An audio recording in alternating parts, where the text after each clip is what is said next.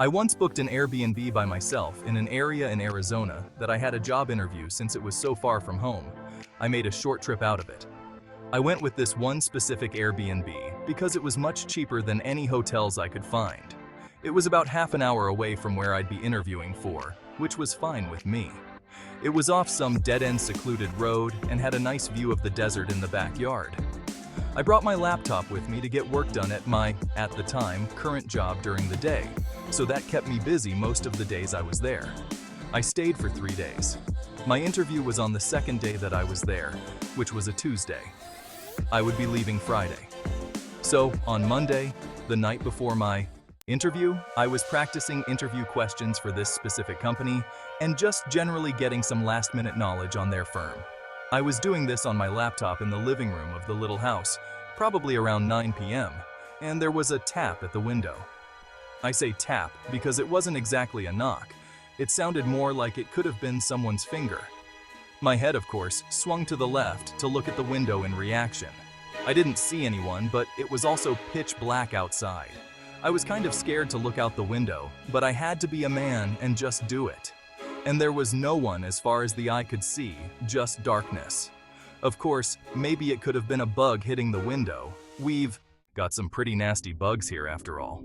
The next day, I got through my interview and thought I did pretty well. So for the rest of my little trip there, I explored different parts of the town in my car, ate at different restaurants, and sat in the backyard and relaxed in the sun. Little did I know, I was likely being watched while I was in the backyard. That night, I was inside watching Breaking Bad on Netflix when it happened again, a single tap at the window. Now it was obvious it wasn't a bug. I was even more disturbed now, but once again I rushed to the window. Even though I saw no one, that didn't mean someone wasn't out there. I checked the windows by the front door, then opened the door and looked outside for a second. Since there was no one there, I went back, inside, and then went to the back door. I stepped outside onto the back porch and looked out to the desert behind the house. Silence and darkness. And then, I heard a click. A sound someone made, like clicking their tongue at the roof of their mouth. It was off in the distance, beyond the light from the house.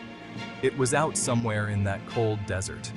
I felt as though someone could be hiding behind any number of those bushes, watching me and toying with me. I yelled out, and almost as if they did it in response, there was another click. I pinpointed the direction it came from and looked that way. I could see someone now, standing not too far away, dressed in dark clothes, blending into the darkness of the desert. I started walking a little closer, then stopped, realizing I didn't want to get any closer to that person. I called out, "You're on private property. I'm going to call the cops if you don't leave." And I saw the person eerily quickly walk away. I theorized it was the Airbnb owner, but obviously that was a stretch, and I didn't really know what to actually think.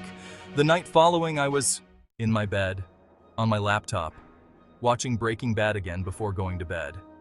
I think I watched 2 episodes, so I was doing this for about an hour and a half. I didn't hear any noises in the house, though I was definitely giving thoughts to that encounter from earlier while watching the show. When I finally turned off the light in the room and tried to fall asleep, within 10 seconds, there was a click sound again, muffled from the inside of the closet. I looked at the closet door, which was open just a crack. Then, in a pretty natural response, I sprang off the bed, still in my PJs, and ran to the car. I sat in the driveway with the car running, and I called 911. I stared at the house as I spoke to the dispatcher, waiting to see if someone would come out, because all of my stuff was still in there.